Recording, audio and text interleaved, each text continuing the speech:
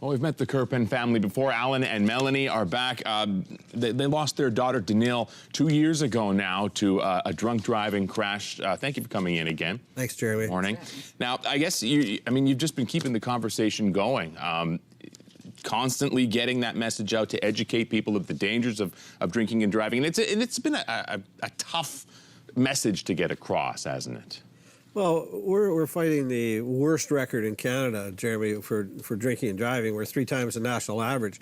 And with so many high-profile cases the last few years, the Van Divorce family, the Stevensons here in Saskatoon, and many others, it's always an uphill climb, that's for sure. Okay, so a little bit of traction yesterday then in the form of these new proposed laws from the Saskatchewan government. You were there for the announcement. Yeah. What do you think of what we heard? Well, I think it's a great first step. Like I say, there's lots more that can be done. I teach, so we all know that everybody learns in a different way. Some people have to see the ads and that kind of thing. Some people have to hear the statistics and that kind of thing. Unfortunately, some people have to feel the pain. And it would be great if we could do something before that had happened. Yeah. Well, it was really, I've been around politics for quite a few years. I really almost unprecedented to see a piece of legislation being proposed and passed in the same day. So that in itself tells me that our provincial government is very serious about this. That's good. It's a good message. Now, MAD has been doing so much. They're at the forefront of this battle. And this Red Ribbon campaign, tell us about that. Well, it's their oldest campaign. They've been doing it for 29 years, I guess. We used to donate to MAD before we lost Danielle, but we didn't know where the funds went. Really, you don't see it, but we certainly do now. We've felt it firsthand. They do a lot of good.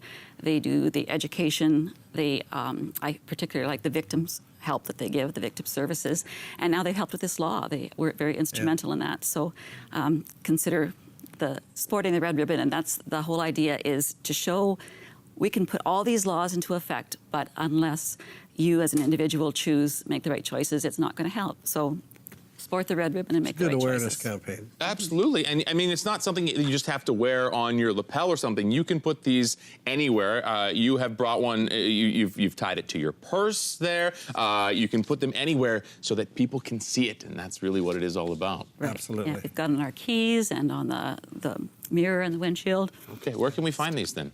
They'll be at various locations. Oftentimes stores will have them. There's a coin box that people can donate, but for us, for Melanie and I, that's not the most important part of it. The most important part of it is that you would take a ribbon, and during this busy upcoming holiday season, you'd think twice, even more so than you normally would when you see that ribbon about drinking and driving. And really quickly, they've added drinking and drugs to the message now as well. Right. Impairment is really the thing that you want to get across. That's fairly new, isn't it? Well, yes. With the federal government talking about proposed changes to marijuana use that may become legalized, that opens a whole new area of problems. How do we test people for drug impairment while they're driving? And that's something that has to be addressed, we think, before they ever legalize marijuana. So yesterday there was some other things that were put in place. Cell phone, holding a cell phone was now illegal while you're driving, even holding it. Right. And license plate readers, which are a brand new technology where they'll be able to tell instantly people that might be suspended from driving. Yeah, new funding for that as well. We have all that in our newscasts all morning long, so we'll have that information for you. Melanie and Alan, thank you so much for coming in, and keep up the good fight. Thanks, Jeremy, so much. It's people like you that really help this. Oh, hey, thank you.